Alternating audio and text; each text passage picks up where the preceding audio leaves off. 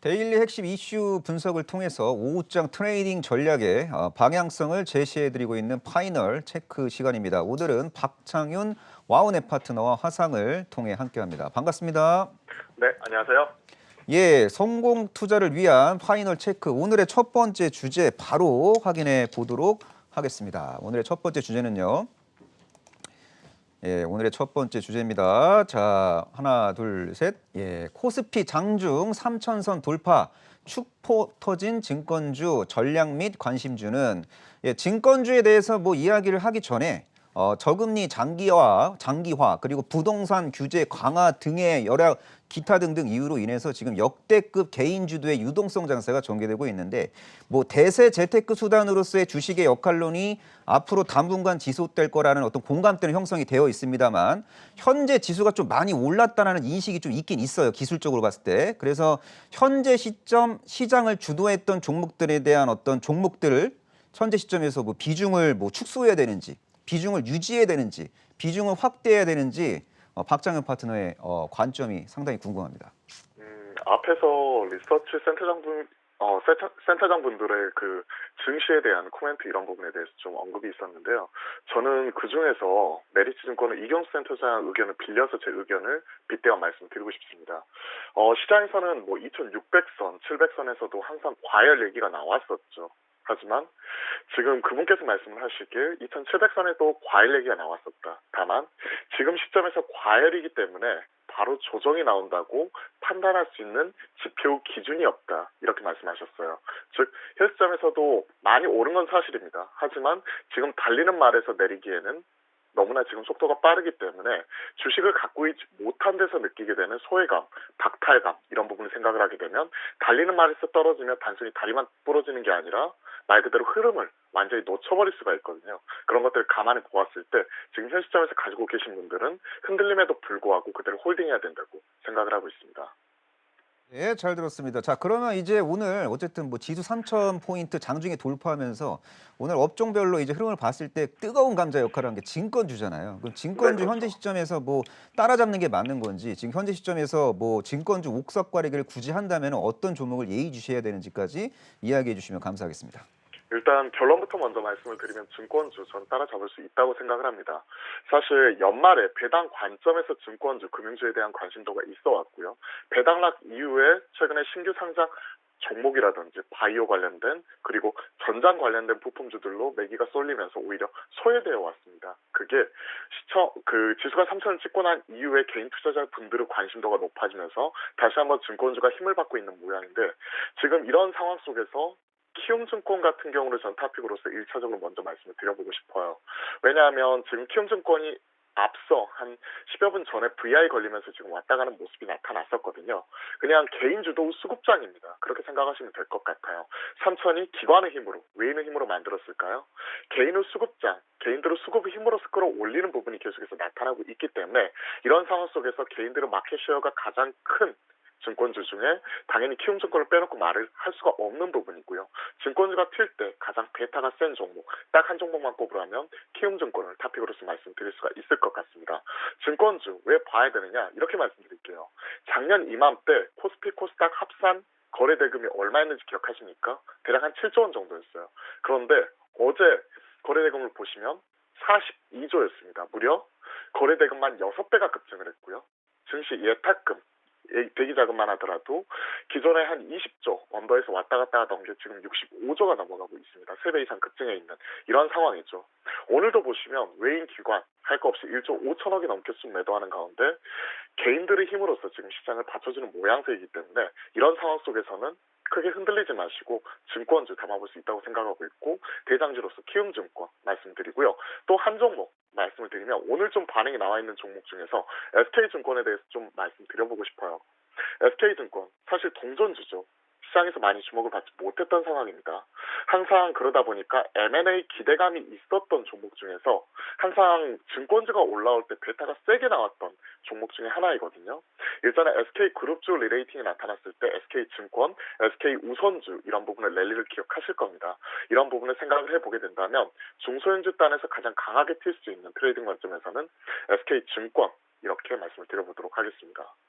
네, 잘 들었습니다. 올해 증시 거래 대금 작년보다 20% 이상 증가할 가능성이 높아 보여요. 지수 수준이 워낙 높기 때문에 이렇게 될 경우에는 증권사 매매 수수료 수익이 이제 증가할 수밖에 없고, 그리고 개인들의 투자 대상이 국내 주식에서 이제 해외 주식으로 이제 확대되고 있는 그런 트렌드이기 때문에 해외 주식 매매 수수료는 국내 주식 매매 수수료보다 좀 월등히 높은 편이거든요. 그래서 올해도 증권사의 브로커리지 수익은 의미 있게 증가할 가능성이 높아 보입니다. 이런 환경 속에서 박창근 파트너는 키움증권을 좀 유심히 봐야 된다고 설명해 주신 것 같아요. 자, 시장을 이기기 위한 파이널 체크, 오늘의 두 번째 주제 지금 바로 확인해 보도록 하겠습니다. 오늘의 두 번째 주제는요.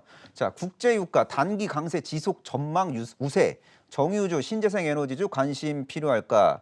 자, 산유국들의 이제 앞으로 이제 증산 규모가 상당히 제한적일 것 같고, 사우디아라비아는 자발적인 감산을 하겠다라는 이슈가 있었습니다. 그래서 국제유가 강세가 1분기까지는 이어질 가능성이 높다라는 의견이 나오고 있는데, 이런 환경 속에서 정유주 및 신재생 에너지 투자 전략 어떻게 수립을 해야 될지 이야기해 주시면 감사하겠습니다.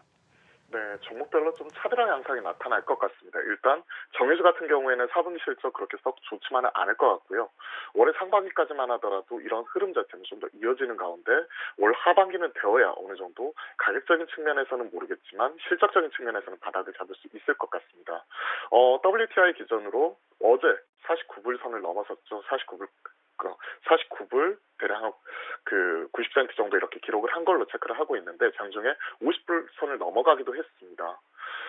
사우디의 깜짝 감산 발표 이후에 이런 흐름 자체가 강하게 나타나면서 유가가 5% 넘게 급등하는 모습이 나타났기 때문에 오늘 당연히 정유, 화학 관련된 종목들로 순환매가 가파르게 나타났었는데요. 정유주 실적을 생각할 때 복합 정제 마진을 빼놓고 생각할 수가 없을 것 같습니다. 현 시점 싱가포르 복합 정제 마진이 과거의 평균은 대략 한 3.8불에서 현 시점에서는 대략 한 4.6불 이상으로 올라와 있는 상황에서 지금 계속 생산하면 생산할수록 일부 역마진이 나는 구간이 지금 나타나고 있다고 합니다. 그런 부분이 있기 때문에 정유 3사 그중에서 SK 이노베이션, GS S-오일 중에서 저는 기존의 그 정유주 내에서 복합적으로 관련 사업을 진행을 하고 있는 SK 이노베이션 같은 경우가 종목별로 일부 차별화가 나타날 수 있기 때문에 정유주 중에서 딱 한 종목 사야 된다면 저는 SK 이노베이션을 말씀드리고 싶습니다. SK 이노베이션 사실 정유주이기도 하지만 최근에 올라오게 된 계기는 2차 전지 관련주로서 올라오는 부분이죠. LG 에너지 솔루션과의 미국 내에서 ITC 특허 소송 분쟁 같은 경우가 현재 계속해서 진행 중에 있기 때문에 그동안에 계속 뚜껑이 덮여 있었다, 상당히 막혀 있었다는 평가를 들었던 종목입니다. 이러한 종목이 연초부터 지금 계속해서 가파른 키 맞추기가 나타나면서 삼성 SDI, LG와 역사적 신고가 뽑아가고 있는데 SK 이노베이션도 지금 현 시점 가파르게 따라가고 있기 때문에 당연히 트레이닝 관점에서는 SK 이노베이션 정유주 중에서 탑픽으로서 말씀을 드리고요. 이와 더불어서 신재생 에너지까지 같이 한번 체크를 해드리자면 저는 개인적으로 실체가 있는 종목 중에서는 CS 윈드를 가장 선호하고 있습니다. CS 윈드 1월 20일이 이제 바이든 대통령의 취임이죠.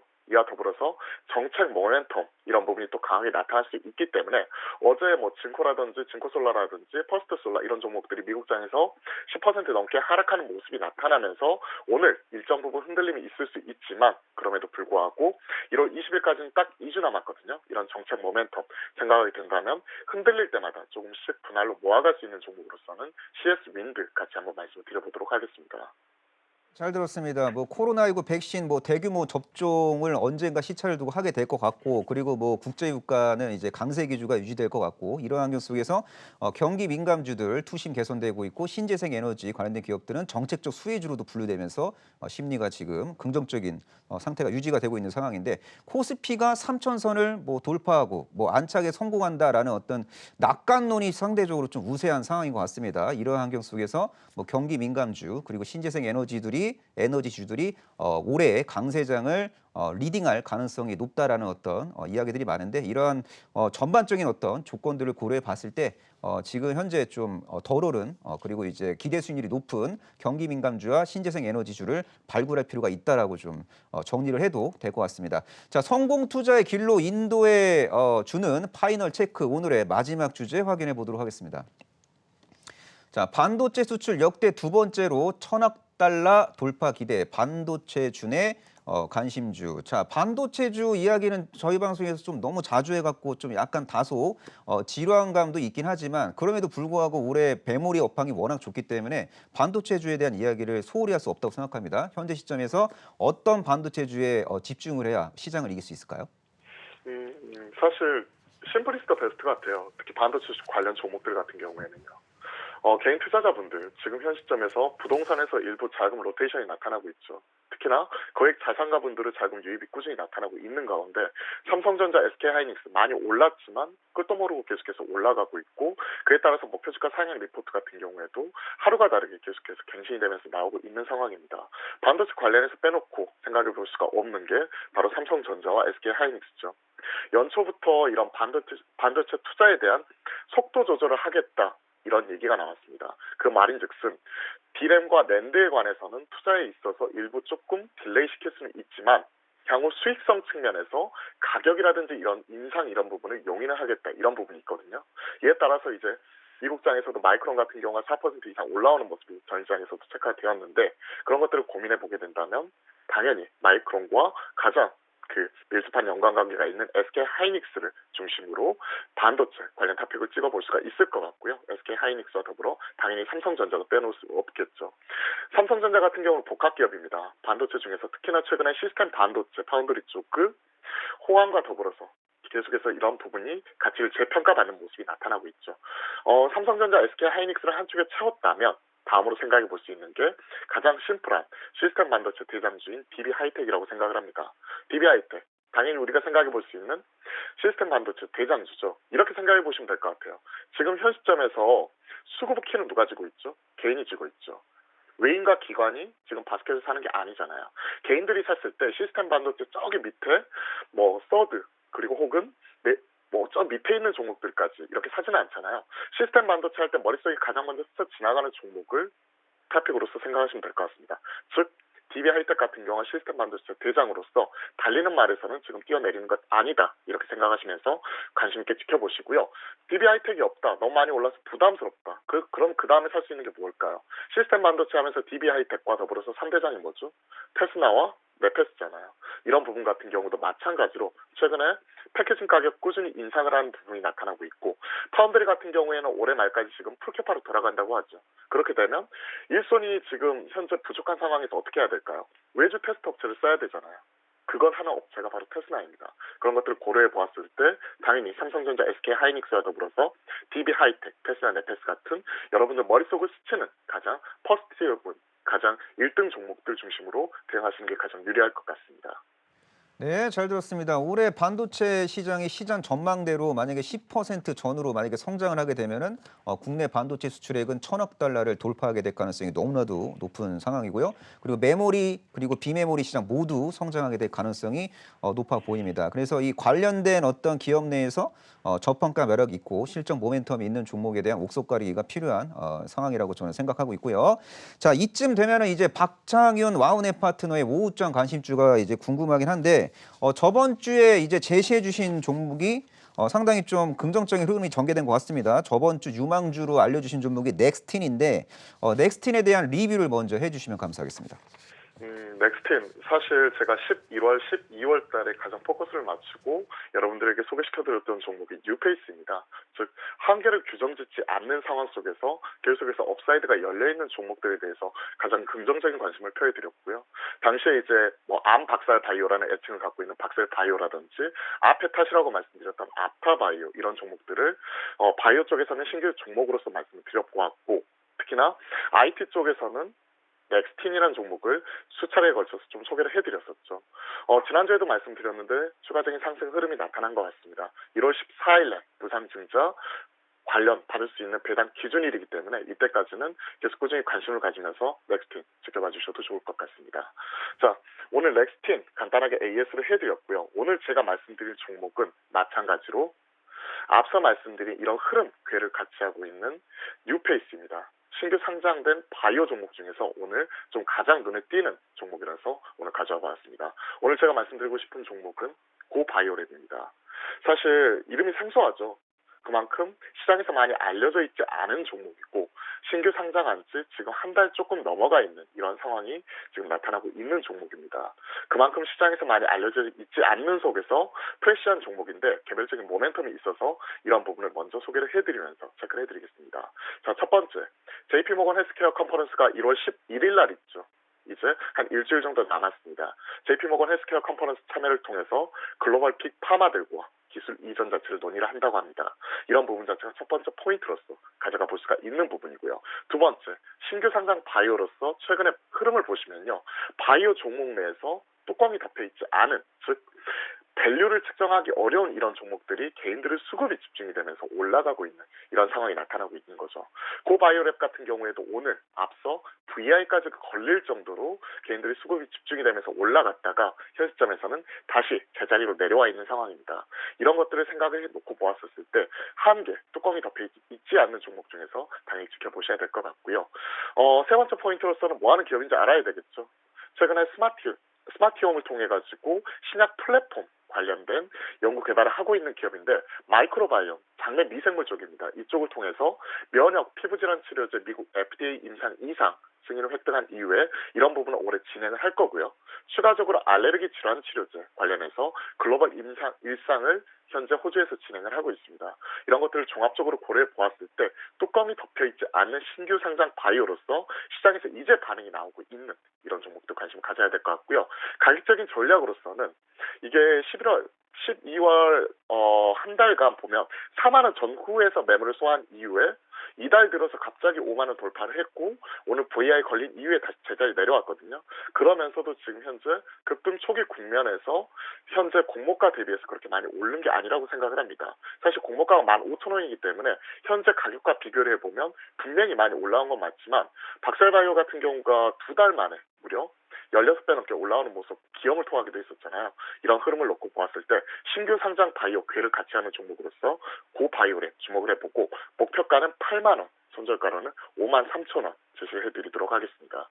예, 잘 들었습니다. 지금 뭐 방송에서 못다한 이야기가 상당히 많으실 것 같습니다. 방송에서 못다한 이야기를 만약에 들으려면 어떻게 해야 될까요? 네, 제가 당장 이제 장 마감 이후에 와우넷 홈페이지를 통해서 공개 방송을 통해서 여러분들 다 누구나 들어오실 수가 있는데요. 오늘은 주제는 이제 개인들의 수급장 흐름 속에서 1월 전략 및 전략 종목에 대해서 공개를 하도록 하겠습니다. 이런 부분 같이 한번 체크해 주시고 그리고 제가 매일 아침에 유튜브나 그리고 카카오톡 채널을 통해서 시황 종목들 같이 올려드리고 있으니까 박창윤 검색해서 확인해 보시면 여러분들 투자에 조금이라도 도움이 될 수 있다고 생각을 합니다. 네, 잘 들었습니다. 지금까지 박창윤 와운의 파트너와 함께했습니다. 감사합니다. 네, 감사합니다.